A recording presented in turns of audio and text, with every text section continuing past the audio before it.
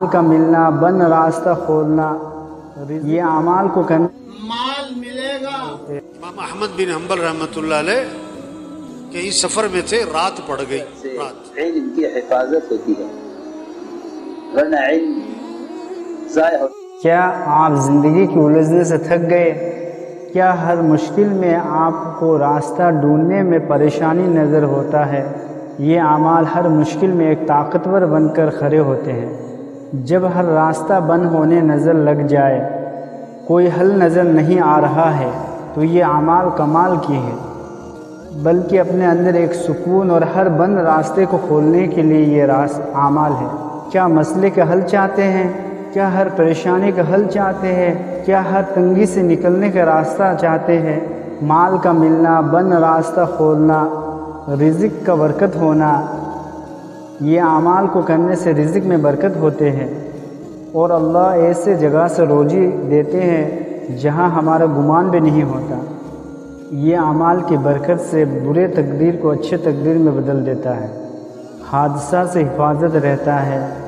یہ اعمال کیا ہے؟ مختصر سے اعمال ہے، اب چلتے پھرتے اٹھتے بیٹھتے ہر وقت یہ اعمال کو کر سکتے ہیں۔ استغفر اللہ، استغفر اللہ، یہ مختصر سے اعمال ہے، بالکل آسان ہے، کوئی مشکل نہیں۔ مشکل اور پریشانی سے نجات دینے والے اعمال ہے یہ۔ اللہ استغفار کرنے والے کو غیب سے اللہ مدد فرماتے ہیں۔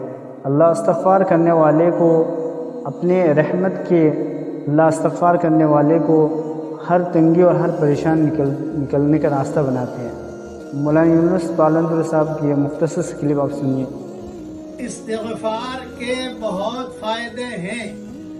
نمبر 1، گناہ معاف ہوں گے، سورہ نوح آیت نمبر 10۔ نمبر 2، بارش ہوگی، سورہ نوح آیت نمبر 11۔ نمبر 3، اولاد نصیب ہوگی، سورہ نوح آیت نمبر 12۔ نمبر 4، مال ملے گا، سورہ نوح آیت نمبر 12۔ نمبر 5، باغات ملیں گے، سورہ نوح آیت نمبر 12۔ نمبر 6، نہریں جاری ہوں گی، سورہ نوح آیت نمبر 12۔ نمبر 7، خوشحالی والی زندگی نصیب ہوگی، ٹھاٹھ والی زندگی، خوشحالی والی زندگی، یہ بھی قرآن میں ہے، سورہ ہود آیت نمبر 3۔ نمبر 8، طاقت اور قوت ملے گی، سورہ ہود آیت نمبر 52۔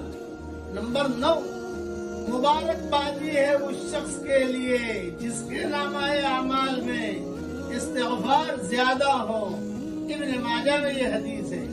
نمبر 10، جو پابندی سے استغفار کرے گا تو اللہ تعالیٰ اسے ہر غم اور ہر تکلیف سے نجات دے گا۔ اللہ مال میں کیسے برکت دیتے ہیں، اولاد میں کیسے برکت دیتے ہیں، روزی اللہ روزی غیب سے مدد فرماتے ہیں۔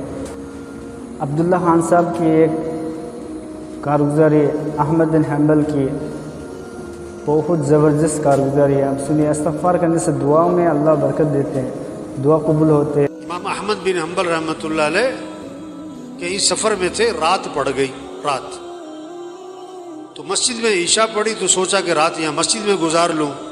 مسجد والوں نے کہا بھی ہم نے مسجد بند کرنی ہے، سب باہر نکل جائیں۔ انہوں نے کہا بھی میں مسافر آدمی ہوں، رات گزارنی ہے۔ اپنا تعارف نہیں کروایا میں کون ہوں۔ انہوں نے کہا نہیں جی یہاں اجازت نہیں ہے۔ تو ایک آدمی وہ تندور پہ روٹی بناتا تھا، پکاتا تھا، تو اس نے دیکھا کہ کوئی بزرگ آدمی ہے، انہوں نے کہا آپ میرے ساتھ چلیں، میرے ساتھ رہیں آپ۔ وہ ساتھ لے گیا۔ اب اس کا چونکہ تندور کا کام آٹا گوندھ رہا ہے، استغفر اللہ استغفر اللہ استغفر اللہ، روٹی پکا رہا ہے، استغفر اللہ استغفر اللہ، اٹھ رہا ہے، بیٹھ رہا ہے، استغفر اللہ استغفار کی کثرت کر رہا ہے۔ اب امام صاحب بڑے حیران ہوئے کہ یہ بڑا عجیب آدمی ہے، بہت استغفار کر رہا ہے، اس کی زبان پہ استغفار ہی استغفار۔ اس سے پوچھا بھائی یہ تم نے استغفار بہت کیا، کیا اس کے کیا فائدے دیکھے؟ انہوں نے کہا جی میرے بڑے مسائل تھے، جب سے میں نے استغفار کی کثرت شروع کی ہے اللہ نے میرے مسئلے حل کر دیے، اور میں جو مسئلہ آتا ہے اللہ سے مانگتا ہوں اللہ میرا مسئلہ حل کر دیتا ہے، میری دعائیں قبول ہوتی ہیں۔ استغفار کی میں نے یہ فائدہ دیکھا، میری دعائیں بڑی قبول ہوتی، میری ساری دعائیں قبول ہوئی، ایک دعا ابھی تک قبول نہیں ہوئی، باقی ساری قبول ہو گئی۔ وہ کون سی نہیں ہوئی بھائی؟ کہ میں نے نام سنا ہے کوئی امام احمد بن حنبل، بڑے اللہ والے، کوئی بزرگ آدمی ہیں، میں نے اللہ سے دعا مانگی کہ اللہ میری کبھی ان سے زیارت ملاقات تو کروا دے، میں ان کی زیارت کرنا چاہتا ہوں، یہ میں نے دعا مانگی، یہ ابھی تک قبول نہیں ہوئی، باقی ساری قبول ہو گئی ہیں۔ امام صاحب نے کہا اللہ کے بندے تیری وہ دعا بھی قبول ہو گئی، میں جو تیرے سامنے بیٹھ رہا ہوں احمد بن حنبل ہی بیٹھا ہوں، اور مجھے لگتا یہ ہے یہ استغفار کی جو تیری کثرت ہے نا یہی مجھے کھینچ کے یہاں پر لے کر آئی ہے۔ یہ آپ سنیے، استغفار کرنے سے دعاؤں میں اللہ برکت دیتے ہیں، دعا قبول ہوتے ہیں۔ دیکھیے حضرت جی کا بیان، مولانا صاحب دامت برکاتوں کا بیان کہ استغفار کرنے سے اللہ علم میں اضافہ کرتے ہو، علم کو حفاظت کرتے ہیں۔ سنیے علم کے بارے میں، استغفار کی کثرت سے علم کی حفاظت ہوتی ہے، ورنہ علم ضائع ہوتا رہتا ہے۔ آدمی ایک بات چیز کا علم حاصل کرتا ہے اور بھول جاتا ہے۔ اکثر لوگ شکایت کرتے ہیں کہ سنی ہوئی بات یاد نہیں رہتی۔ استغفار کا ایک بڑا فائدہ یہ ہے کہ استغفار کی کثرت سے علم کی حفاظت بھی ہوتی ہے۔ اس کی وجہ یہ ہے کہ علم اس برتن میں باقی رہتا ہے جو برتن پاک رہتا ہے۔ جب آدمی گناہوں سے اپنے دل کو گندا کر لے گا تو علم اس میں کہاں باقی رہے گا؟ جب آدمی کانوں کو گناہوں سے گندا کر لے گا تو علم کہاں داخل ہو سکے گا؟ جب آدمی زبان کی غیبت سے، لایانی باتوں سے زبان کو گندا کر لے گا تو علم کہاں باقی رہے گا؟ کیونکہ یہی علم کے مداخل اور علم کے ذرائع ہیں۔ جب آنکھ، زبان اور کان، یہ تین اعضاء مقصد کے علاوہ استعمال ہوں گے تو پر علم حاصل نہ ہو سکے گا، اگر کر بھی لیا تو باقی نہ رہے گا۔ اس لیے استغفار کا سب سے بڑا فائدہ یہ ہے،